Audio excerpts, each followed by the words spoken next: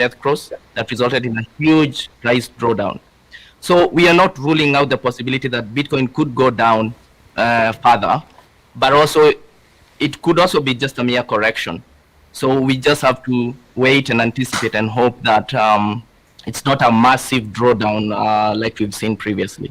Pretty much. Now, Alex, let me come in on that as well, and then look at some of the factors that we've seen sort of contribute to this value drop of Bitcoin. I mean, you see exactly what is happening in China. They actually do not want Bitcoin to prosper in the economy. We saw exactly what happened with Tesla. The turnaround that they had in terms of using Bitcoin as a currency for purchasing their services and their assets as well.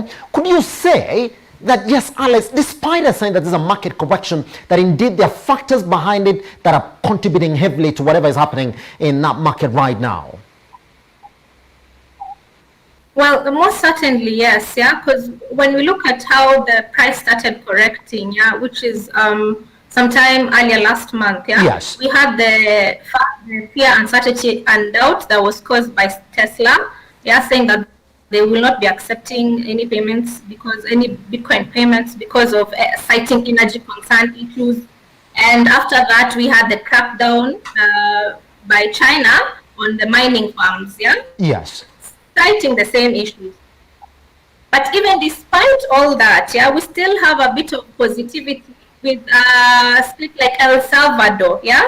Mentioning that they're actually they have a solution to the mining problem, which is the geothermal energy, yeah? And then we also have the states stepping in. We have Texas, we have Florida. So mining farms actually moving to that side to use nuclear energy solutions, yeah? So as much as we are facing these challenges, we have ways of countering those challenges, you know?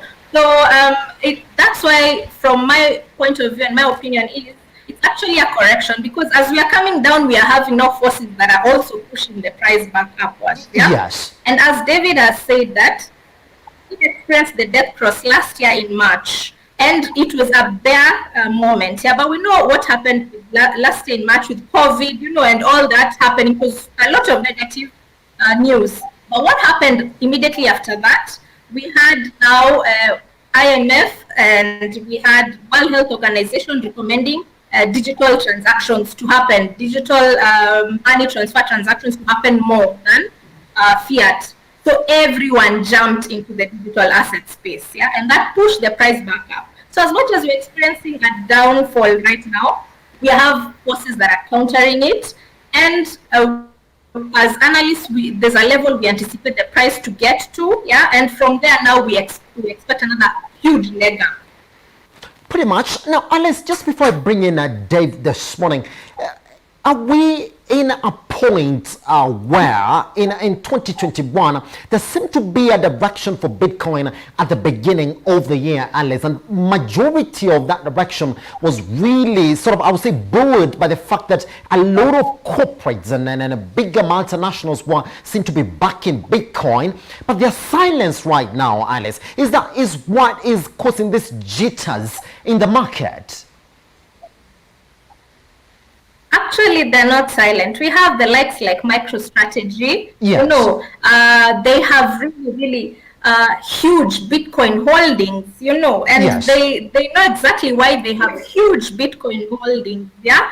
So there's a reason as to why they're holding on to it. No one said hodling is going to be easy, yeah? Yes. But definitely hodling is beneficial in the long term, yes. Pretty much. I'll be coming back to you, Alice, on that. Dave, some analysts are saying, well, I mean, with whatever is going on in the market right now, Bitcoin might get back to the 20K. Remember, that's where we were towards the end of last year.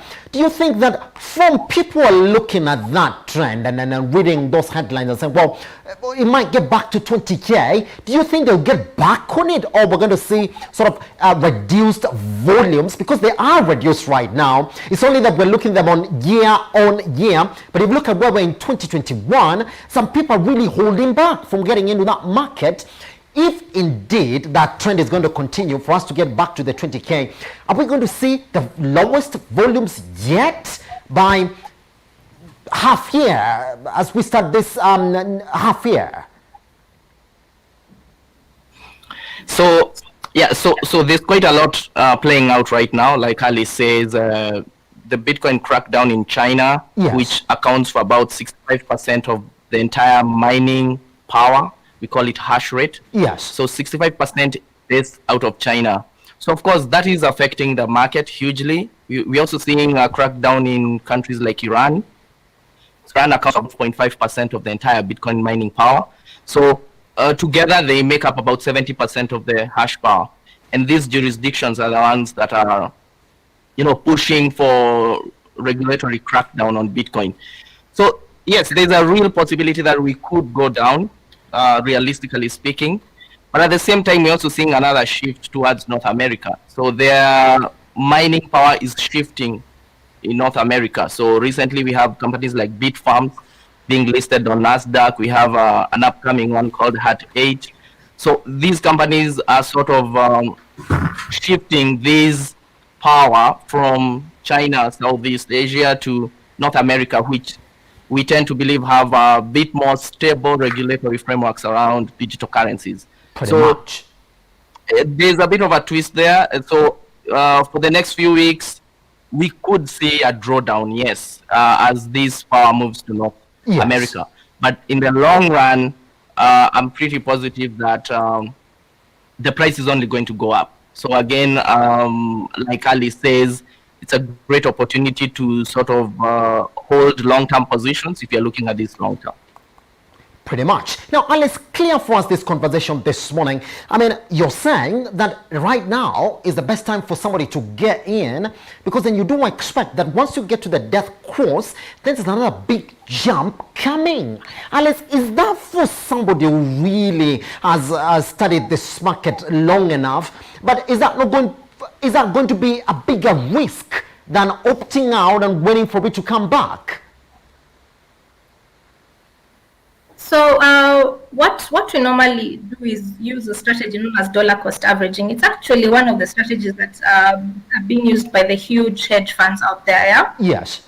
So what happens is as we have the price coming back down, yeah, you can buy in batches, yeah, just distributing your risk. Yeah. So right now as analysts, we are expecting a drop to the 20K level, yeah? Yes. David has mentioned it, I'm also mentioning it. We are expecting a pullback. After this death cross, we are going to expect, we will anticipate a small staircase climb to the 36, maybe 40K level, and then now we have another final drop down to the 20K level. That would be the best time, yeah? If maybe you're new to this, you want to step in, that would be the best time. But if you're a long-term hodler, yeah, which is what the huge hedge funds are doing, they are accumulating more. From when we started dropping off from 30,000, they've been accumulating. They'll continue accumulating using the DCA strategy. And now as we experience the huge leg up, now, of course, your average price becomes a bit stable, yeah, as far as when you look at the returns, yeah. So just buy in batches. As we move to the drawdown, buy in batches, and then in the long term, it's going to be very beneficial if you're holding long positions. Pretty much. Alice, Dave, thank you very much for taking your time to speak to us this morning on exactly what is going on in that Bitcoin market. We really do appreciate it every time you come on. Always great, Simba. All right. Let's move on to the next one. And we're going to cross over to Tommy Brendel this morning, where coffee farmers now want the government to suspend the capital markets coffee exchange regulations of 2020 until systems are put in place to allow seamless coffee trading.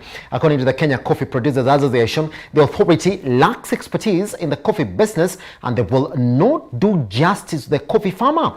In addition, the farmers want more representation in the proposed coffee board to allow them to safeguard their interests. Speaking to the media Monday, Peter Gikonyo, the chairman of the association, said while farmers are not opposed to the two bills, they want them harmonized to eliminate the gaps and confusion in the coffee subsector.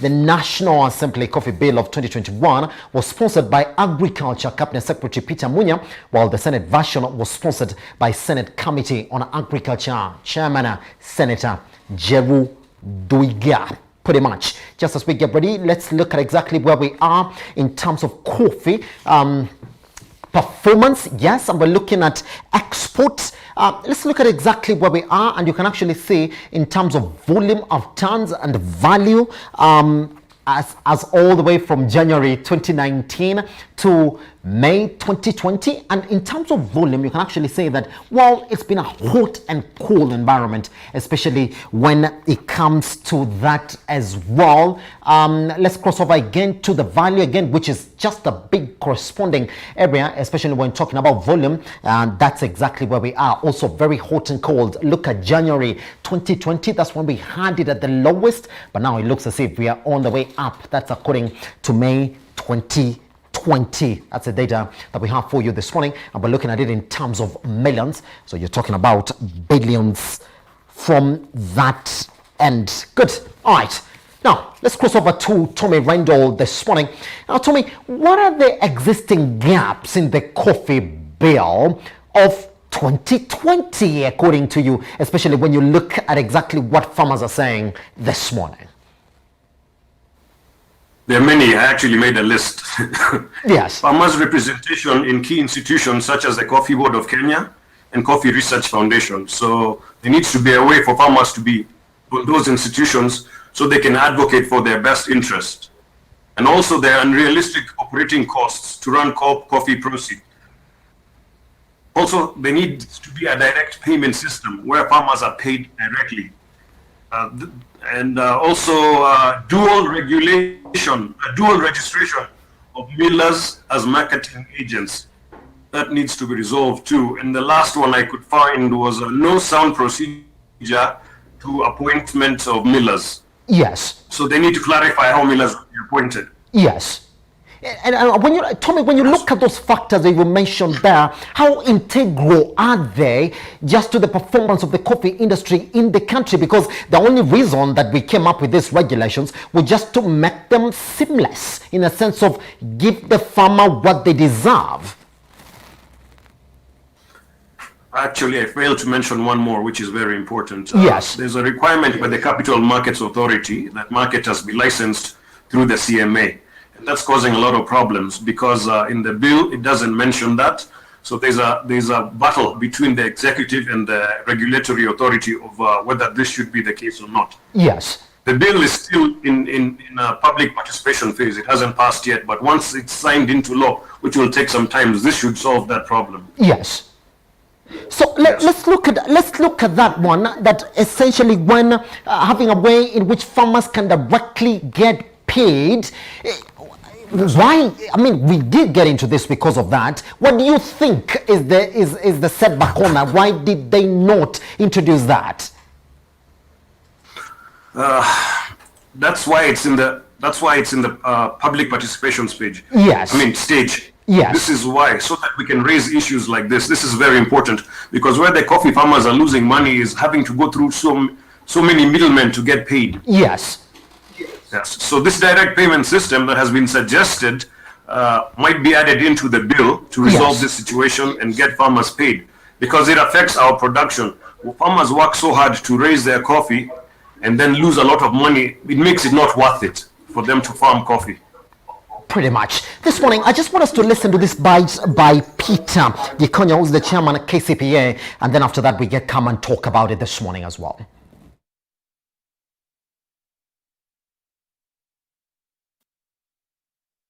As far as the two bills are concerned, we are not quarreling either of the two bills. All what we are saying, there are issues that are within in the two bills that we have been able to submit our memorandum to both houses.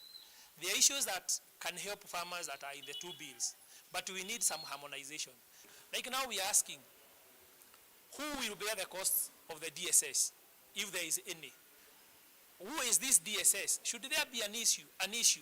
What is the recourse? So all these things needed to be addressed so that then we are very sure that when we start trading, the money will move from the buyer to the seller, and all the stakeholders who have participated and provided services, they will be able to get their monies in a good time. And we are saying, other than just presenting the same document, we are more than willing and ready to have a sitting or to have a session with the both houses, explain ourselves to them, to be able to help them to understand. Probably maybe what has been written it does not share a universal understanding, but probably when you are able to have a discussion, we will be able to enlighten them and bring them to the same understanding with the farmers. The other issue, we are not saying that we are not happy with the capital market exchange regulating coffee.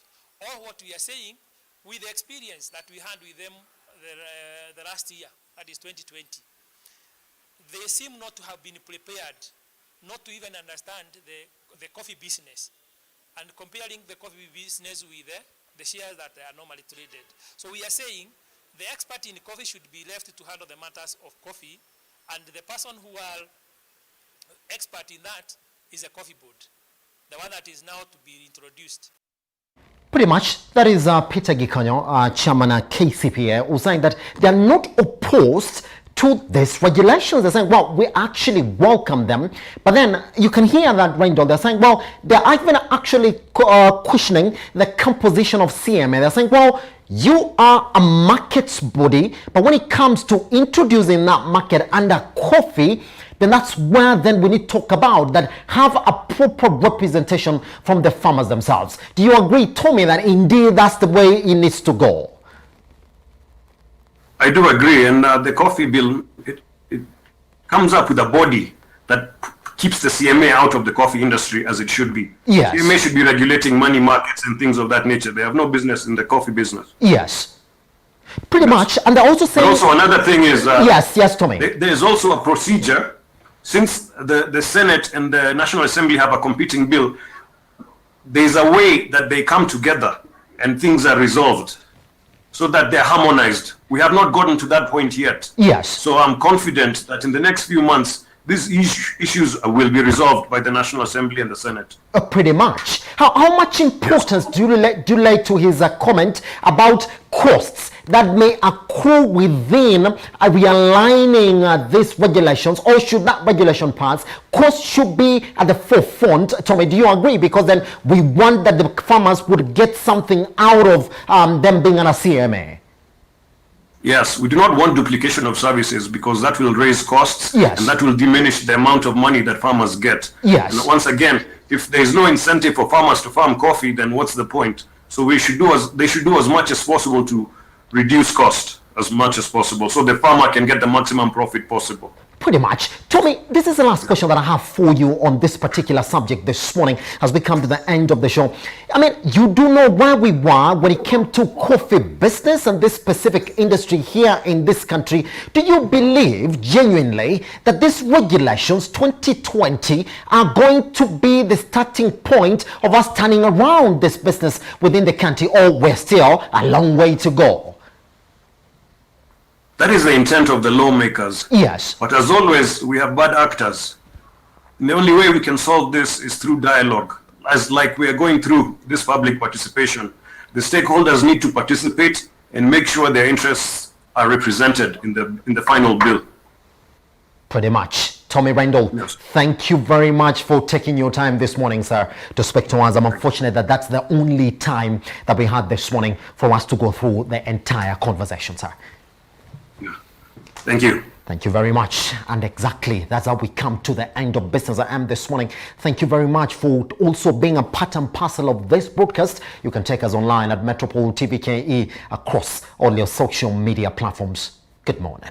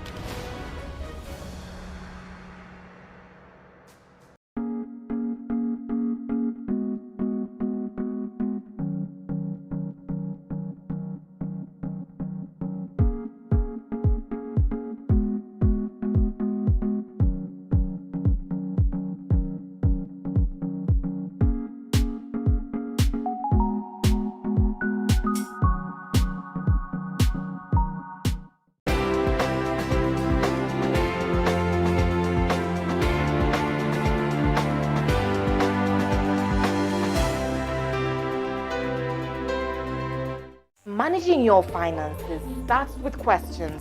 Where do I put my money? What opportunities are available for my money?